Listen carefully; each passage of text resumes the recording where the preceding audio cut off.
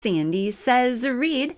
This evening, you guys, we're going to do a book review and discussion of Yuletide Kisses. Yay. Okay, this is a medieval Christmas romance anthology. It has 4 authors, so we'll go through and chat about each one. Let me give you the specs. I picked up this book at Aurrora St. James's table at a conference back in May. Let's see if I can get this right. The Florida West Coast Writers Ignite Your Imagination Conference. Back in May. I went to her table. I picked up her book, Nikolai of Simar, and we've done that review here on the channel. I'll put a link to that below. And then I picked up this book because I wanted some more holiday books for holiday content, right? And seriously, look at this cover. Right? I mean, it just screams holiday, right? Yuletide Kisses. And even though it says, it's a medieval Christmas romance anthology and it doesn't mention magic, it doesn't mention fantasy, right? It has magic in it. Each of these stories has like some Yuletide magic, right? I mean, there's Christmas magic in all these stories, and we'll talk about that. Okay, so let me give you the specs. Yuletide Kisses, a medieval Christmas romance anthology. The first story is Keep the Yule Fire Burning by Allison Butler. And it begins around the first page. It ends on page 84. This book is woefully short on page numbers. In a few places, where each new story begins, there's no page numbers for like a few pages from the end of the other and the beginning of this one. It's all fine. It works out. Okay. Story number 2 is His Christmas Angel by Aurrora St. James. Goes from page 89 to 231. Third story is A Gift from the Sea by Nancy Lee Badger. Goes from pages 239 to 337. And then the fourth story is Celtic No-Leg Moon by Ria Cantrell. Goes from pages 342 to 450. And each of these were released or published in 2022. So basically last year. So let's dive in. I'm going to discuss them in the order that they appear in the book, as you would, right? Not in the order that I read them, because I read them like a crazy person, completely out of order. Well, I read Aurrora St. James' story first because she's the author I met and she signed the book and I wanted to read her story first, so I did. And then I just went haphazard through it. Okay, so let's start with story number 1. Keep the Yule Fire Burning by Allison Butler. And I'll read you the back cover copy if I can. It's in reverse type, so it's okay. Finley Blaylock, I guess he's our main character. I think more Forrester, the young lady, is our main character, but here we go. Finley Blaylock has always loved More Forrester, but when her brother Liam confronts him, he can't reveal the truth. After losing his mother, he refuses to ever tell someone he loves them. When Liam's quest to find a husband for More pushes Finn to breaking point, a fight ensues. As punishment, they are challenged to keep the Yule fire burning for 12 days. If they fail, the tension between them will be dealt with using swords instead of fists. With his love for More and friendship with Liam at risk, Finn will need Yuletide wishes and the magic of mistletoe to find the courage to tell the woman he loves how much she means to him before he loses her and his best friend forever. Okay, so let's talk about that story for a minute. I like to give a little glimpse into the writer's writing style in these reviews. I found it difficult to pick a line or a paragraph or a section out of these stories without giving away stuff that was happening in the stories. And I didn't want to give away spoilers. I mean, this book is only a year old. Y'all out there probably would like to read it after I talk to you about it, and so I don't want to spoil things. I don't want to give stuff away. So I did find in this first book something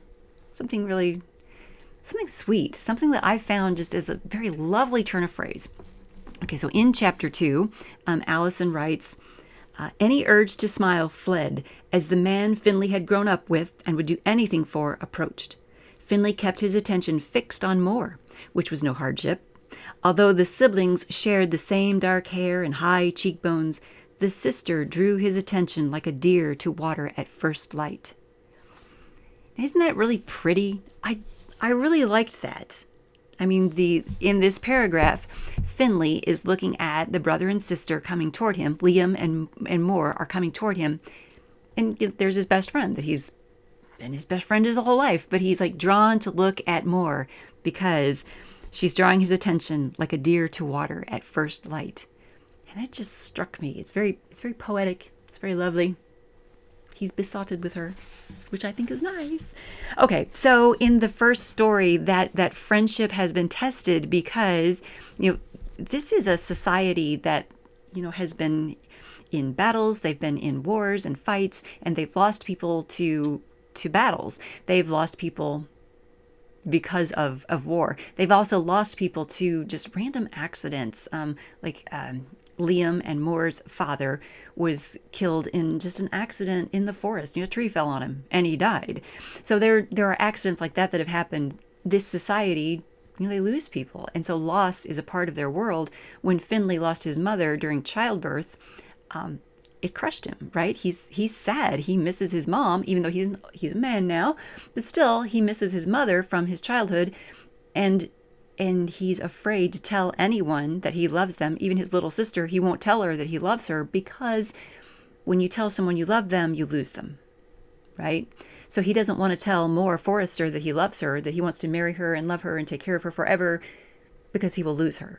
And that's how he thinks, right? So Liam, the brother, is like, look, if you can't tell my sister that you love her, if you can't, care for her that way, then I'm going to find her a different man to marry her and love her.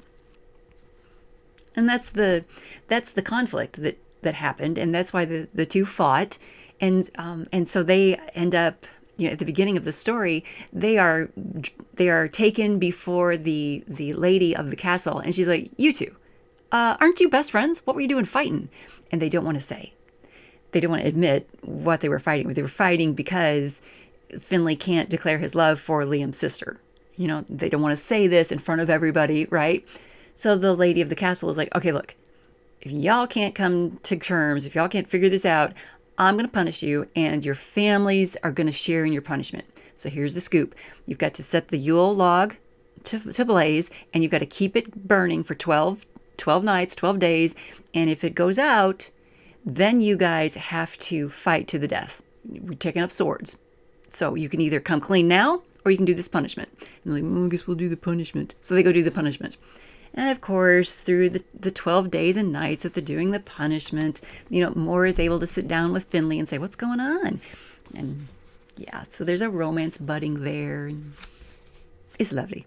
Okay, and there's family and faith and love and loyalty and all that good stuff. It's a nice little story. Okay, then the second story in this book is His Christmas Angel by Aurrora St. James. So let me read you the back cover copy for His Christmas Angel. Reclusive Laird Dougal de Gifford knows that no woman will have him. Thanks to his infamous father, rumors of black magic have overshadowed his life until even strong men avoid him. When he's ambushed and left for dead just days before Christmas, he's rescued by his neighbor's feisty daughter, Slain de Moram. Sorry, guys, there was a period in there. I can't see it very well. Okay, he's rescued by his neighbor's feisty daughter. Period. Slain de Moram might be enticing and raising every one of his protective instincts, but he intends to keep her at a distance. That is, until she's threatened. Suddenly, Dougal finds himself with an unexpected wife, new enemies, and an assassin drawing near. The more time he spends with Slain, the more he wants to protect her and love her. But it's going to take a Christmas miracle to keep her. Who could ever love the devil of Goblin Hall? Okay, so Dougal de Gifford, he is considered some people consider him like demonic. They think that he is some kind of magical influenced baddie, right? Even though he's the Lord of the land and he protects these people. The people are still afraid of him. They won't look at him. They won't look him in the eye, right? And because of this, he's kind of figured, well, I'm never going to have a wife. My line is going to end with me. Okay. But then Slain, this young lady, she actually was in the past, she was in a situation where she gave him a piece of fruit or a piece of bread or something. I don't remember now what it was. She gave him something and was kind to him and spoke to him, not afraid at all. And so he remembers this. And so when she rescues him, she heals him after this ambush that has happened. He is like, oh, hey, I remember you. And she says, yeah, I remember you too. You're kind of hot. And so they're attracted to one another. And it turns out that he has to marry her to save her from marrying a bad guy. It's complex. Aurrora St. James, if you remember the review I did of her Nikolai of Samar story, she writes complex stories. There's a lot going on. Things are interwoven, right? And this story was like that too. Lots of moving parts and pieces that come together like a fine puzzle, right? It's very nicely done. I don't want to give it away. Like I said, I don't want to give spoilers. I don't want to give away things. But the Christmas element is coming in here because Slane wants to decorate his home. And she goes into this like sort of abandoned hall in his home. Well, that's Goblin Hall. And that's a place where, Dougal doesn't want her going in there. He doesn't want anyone going in there. It has poor, bad memories for him, right? And she's like, well, but it's great. It's lovely. We could fix this place up and have, Christmas dinner here. And he's like, no, stay out of this place. And she doesn't listen to him. So there's a conflict there.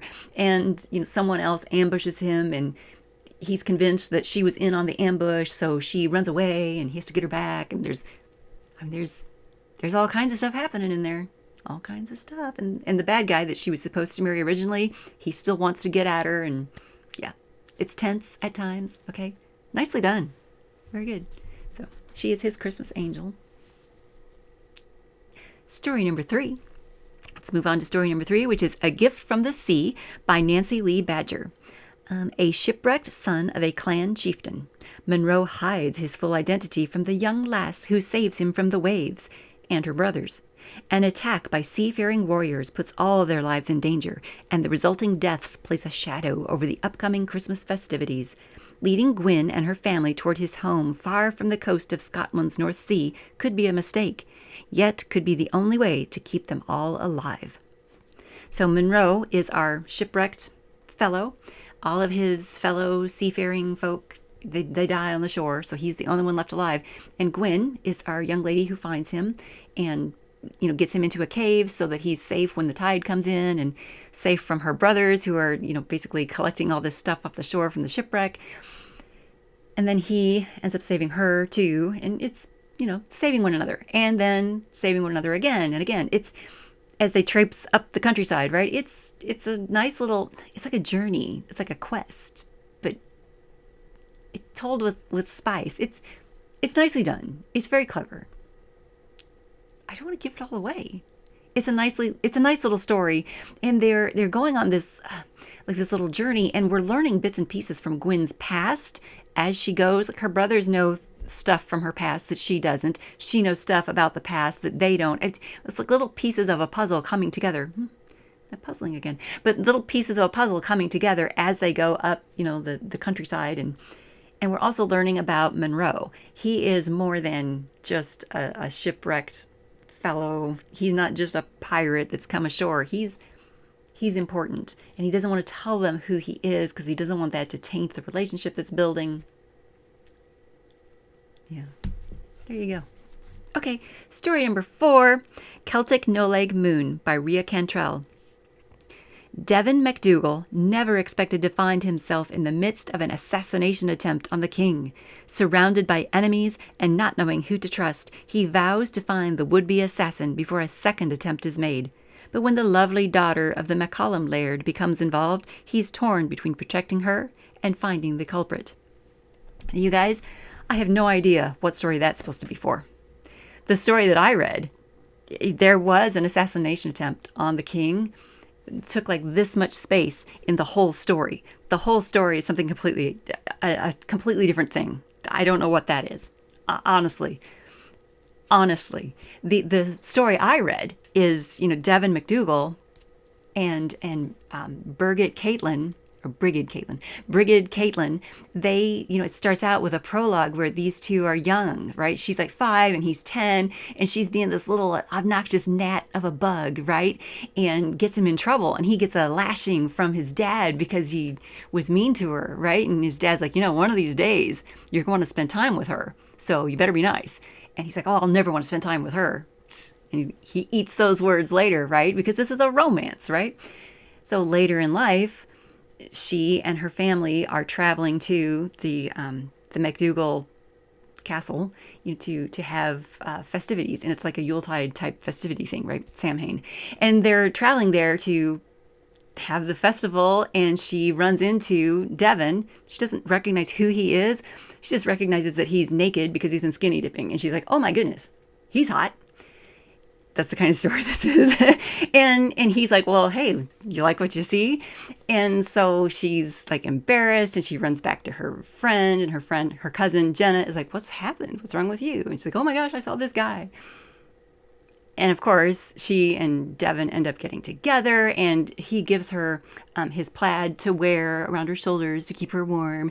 And she has, they call it the ways. She is spirited. She's able to sense the future. She's able to sense things that are going to happen because she is one of the ways. Like I don't know how to explain it. Basically, she's gifted, right? She's clairvoyant. She can tell when things are going to happen, and she's seeing the future, and she's seeing something happening to her grandfather. So when Devon accompanies them back to their place, the McCollum place, she tells him, "Look, I need you to go with my grandfather. I need you to go with my grandfather to take Jenna back to her home because I see something happening and you need to protect him." Okay, I'll do that.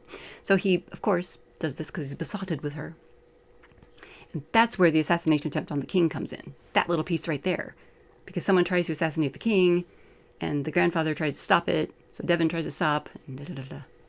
Yeah, so it's like this tiny little piece where there's an assassination attempt on the king. Tiny. Tiny. And I don't know how, I don't know how protecting her came into that.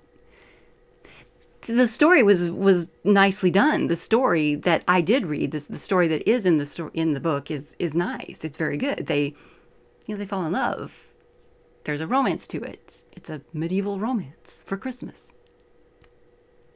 I can recommend that story. This story right here that we talk about on the back cover, I don't know, maybe the assassination attempt on the king was a longer story at one time, but because the romance between Devon and Brigid Caitlin was more interesting, that became the longer story instead.